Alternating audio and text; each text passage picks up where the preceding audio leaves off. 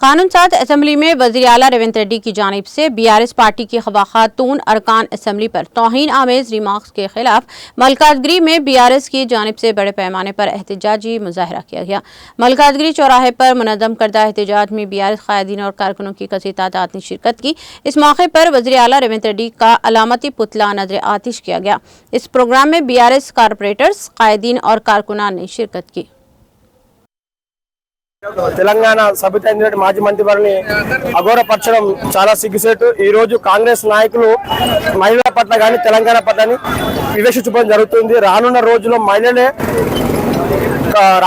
మహిళలకు తగిన గుణపాఠం చెప్పడం జరుగుతుంది। బిడ్డ కాంగ్రెస్ నాయకుల తస్మా జాగ్రత్త, సీఎం రేవంత్ రెడ్డి వెంటనే క్షమాపణ చెప్పకపోతే రానున్న రోజుల్లో తెలంగాణ మహిళా లోకం రాష్ట్ర వ్యాప్తంగా ఇంకా భారీ ఎత్తున ఉద్యమం చేసే సిద్ధంగా ఉంటుంది। క్షమాపణ చెప్పని వెంటనే సీఎం ఇండియాని ముట్టడి చేయడానికి సిద్ధంగా ఉన్నామని చెప్పేసి హెచ్చరిస్తున్న ఖబర్దార్ రేవంత్ రెడ్డి। జై తెలంగాణ।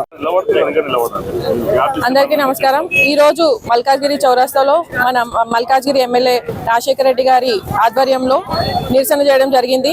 నిన్న నిండు సభలో మన మాజీ మంత్రి సబితా ఇంద్రెడ్డి గారికి ఏదైతే అవమానం జరిగిందో దానికి దీటుగా మేము ఈ రోజు నిరసన వ్యక్తం చేయడం జరిగింది।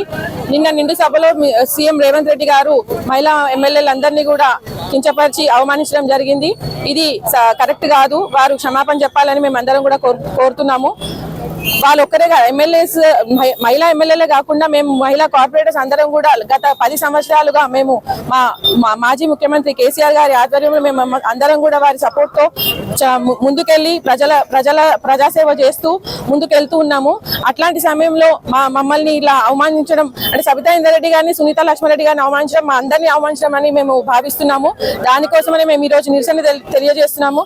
వారు ఖచ్చితంగా తెలంగాణ మహిళలందరికీ కూడా క్షమాపణ చెప్పాలని